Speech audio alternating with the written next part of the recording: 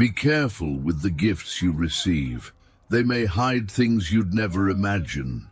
Do you know the story of the Trojan Horse? It doesn't begin with timber, but with the urgent desire to end a war that had dragged on for years and devoured men, knights, and certainties. A perfect gift is, almost always, the exact answer to a tired question, and nothing is as exhausting as a siege that turns life into a habit of waiting. The Trojans wanted peace, the Greeks wanted victory, and both wanted time to start moving again. That's why the horse was not just an object. It was a plot crafted to fit the exhausted heart of a city. Before we look at the wood, though, it's worth looking at the root. How did a love promised by the gods kindle a fire no hero could put out? The origin, dressed in beauty and vanity, explains why hope later accepted a gift too large to go unnoticed, and yet too convenient to be willingly questioned. The first spark burned in the so-called Judgment of Paris. 3 goddesses competed for the title of the fairest, offering bribes that felt like destinies.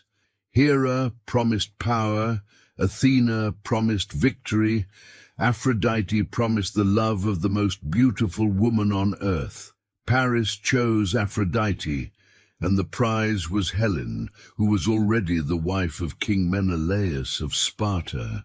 Whether it was abduction or elopement, each tradition tells it differently. What is certain is that Menelaus's wounded honor summoned his brother Agamemnon, who gathered kings and heroes under the banner of justice. The fleet cut across the sea to Troy's towering walls, a prosperous and proud city, safe behind stone and method. What began as vengeance became the business of the known world, and the salt of the sea began to carry omens. There was no simple return anymore. Every sail hoisted was a promise that the story would grow larger than those who had started it, as always happens when gods and kings decide ordinary life must wait. On the Greek side, the list of names read like a catalogue of extremes. Achilles, swift and nearly invulnerable; Odysseus, a mind both oblique and lucid; Ajax, a bulwark in human form; Diomedes, disciplined in strength; Nestor, the elder counselor who reminded everyone that war is also memory. On the Trojan side, Hector, son of Priam, held the city with honor and strategy, turning every gate into a commitment and every tower into a warning. For years, the beaches staged landings, retreats, and duels that became legend. The walls, however, endured. Troy was not only stone, it was the collective belief that resistance was possible. And when a wall rests on the belief of those who defend it, it grows taller than the stones allow you to measure. The sea brought new seasons, and with them came songs of courage and grief. It seemed that everyone knew how to fight, but few remembered why they were still fighting. As time stretched, the war forgot its motive and learned to repeat its gestures. The narratives tangled into stalemates. Oracles demanded specific conditions for victory. Missing names had to return. Sacred relics changed hands in night raids. With every advance, a new rule. With every rule, a new weight. Meanwhile, Troy lived besieged yet alive. Markets kept under control, strict watches, survival routines that made the extraordinary into the everyday. On the Greek side, logistics wavered. Men, ships, and morale needed constant upkeep. Each year someone believed that this is the one, and each year the wall taught otherwise. When force rams head-on for too long, it learns more about itself than about the obstacle. And it's in that uncomfortable learning that internal cracks begin. Doubts about the commander, homesickness, the silent question of whether honor is truly worth so much. Troy seemed to have all the time in the world, the Greeks less and less. Then came the scenes that turn war into epic. The quarrel between Agamemnon and Achilles nearly tore the fabric of the Greek army. Patroclus donned his friend's armor and paid with his life for generous daring. Achilles returned to fury, chased Hector around the walls and defeated him, dragging grief through the dust. Priam, in a gesture of humanity that crosses centuries, went to the enemy to beg for his son's body, and for a moment men remembered they were men. But the wheel turned again. Funerals gave way to routine, tears to the need to keep watch, and the rhythm resumed. Ships, tents, spears, shouts, sentinels, identical dawns. Even great deaths did not suffice to open the city. When fate refuses to change by force, someone starts to wonder whether force needs a different form. In that fissure, cunning finds room to breathe. Prophecies were fulfilled like stages in a game that deals its cards as the player learns. Philoctetes returned with his bow. The young Neoptolemus, son of Achilles, was brought in to complete an ancient requirement. The Palladium, Troy's protective statue, was stolen in a daring night raid that seemed instantly decisive. And yet the city did not fall. Achilles himself finally fell, struck where he was human. Each partial victory proved insufficient, each illustrious loss a chapter without conclusion. It was as if the story whispered, "The key is not here. Look for another door." Odysseus, who best heard the quieter voices, gathered the shards of exhaustion and fashioned them into a plan that sounded like madness, precisely because it seemed too easy to those used to heroic solutions. Realizing that no one doubts a well-told relief, he found a path inside Trojan vigilance. The plan was simple in shape and deep in reach. Build a gigantic wooden horse, ostensibly offered as a votive gift to the gods, and hide inside it a group of elite warriors. The fleet would feign departure, leaving the offering on the beach, as one closes a story with the proper rite. The beauty of the plan was not in the wood, but in the narrative the wood carried. Who would dare insult the gods by destroying a tribute? Who could resist the temptation to drag inside such a striking symbol of victory? Odysseus knew Troy did not need to be convinced by the logic of war, but by the logic of rest. When a city besieged for years hears the word end, whispered in the right tone, it is hard not to want to believe. And when we want to believe, reason adopts a gaze that selects favorable signs and gently shrinks the size of warnings. To lend credibility to the theater, an actor had to sustain the scene down to the last detail. Sinon, the Greek who would allow himself to be captured, trained his voice to sway between fear and sincerity. He would say the horse had been built enormous on purpose, so it would not fit through the gates, thus protecting the Greeks who were leaving. He would claim that touching it would be dangerous, but welcoming it would bring divine favor. While the lines were rehearsed, Epius coordinated craftsmen building that volume of wood that looked like a myth made tangible.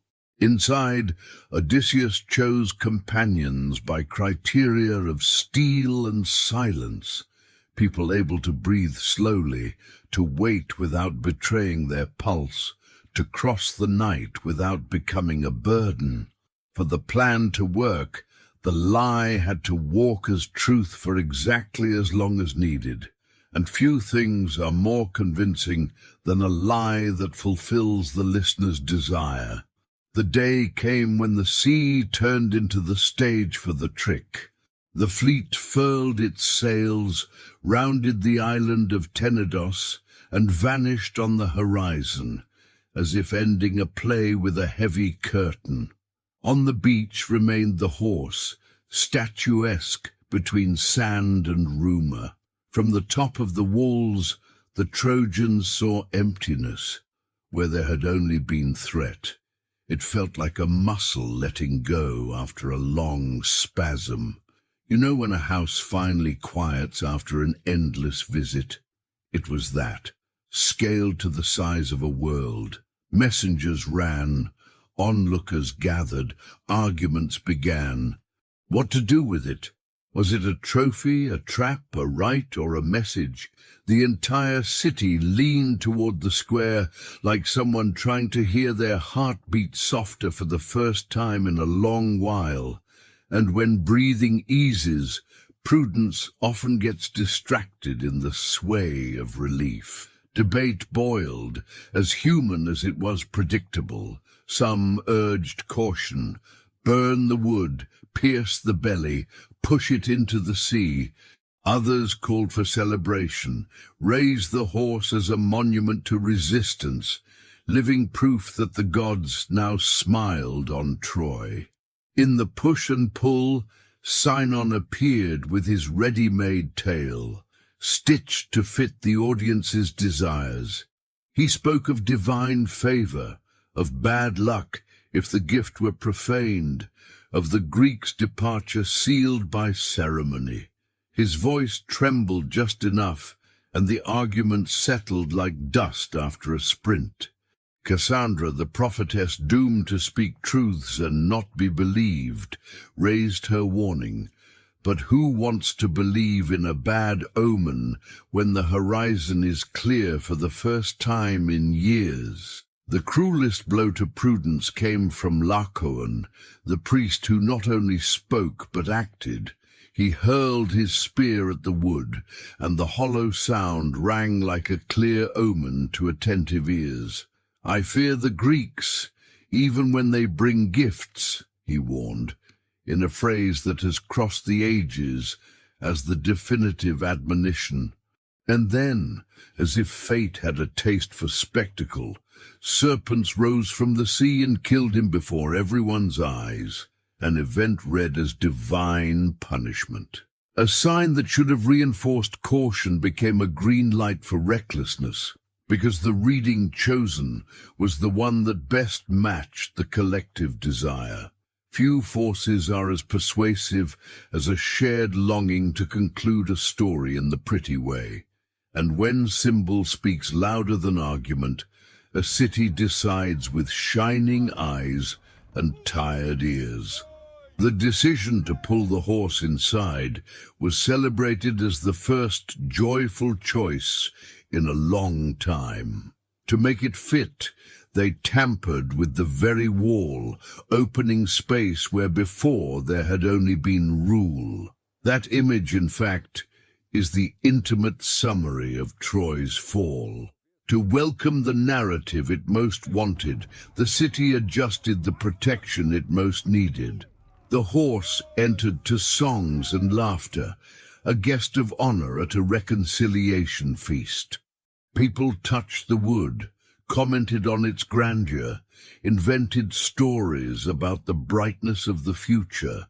The day stretched into celebration, and the pleasant fatigue of those who had danced too long spread. At night, the city slept with the feeling that it could finally dream without a start. But dreams, as we know, sometimes merely muffle noises we'd rather not hear. When the small hours settled over roofs and courtyards, Sinon performed the last gesture of his play. He released the mechanism hidden in the structure's flank, and the horse's belly opened like a mouth of shadow. Down came Odysseus and his companions, measured steps, breath pressed to silence. Sentinels were cut down, gates reached, bolts undone. At the same time, outside, the Greek sails reappeared, black against the dark sea, as if they had never truly left. What had been a barrier became an invitation. What had been protection became a corridor.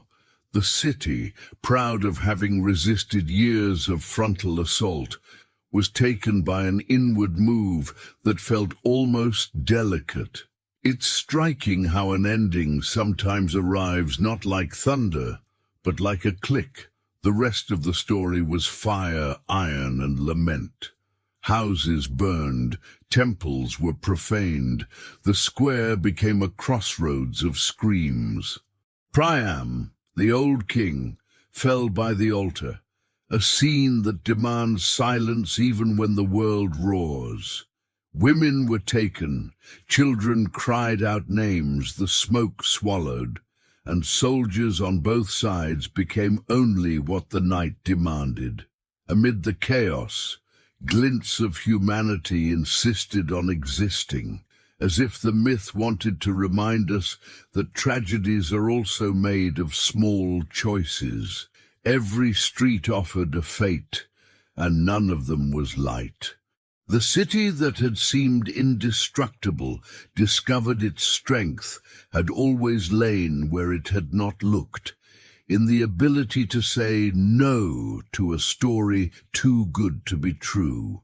In the wake of the flames, a few figures took on the contours of beginnings. Aeneas, moved by ancient orders and a new care, lifted his father Anchises onto his shoulders, took his son Ascanius by the hand, and set off carrying a handful of household gods. He took no gold, he took belonging. Sometimes the weight that saves is the weight of a promise, not of possession.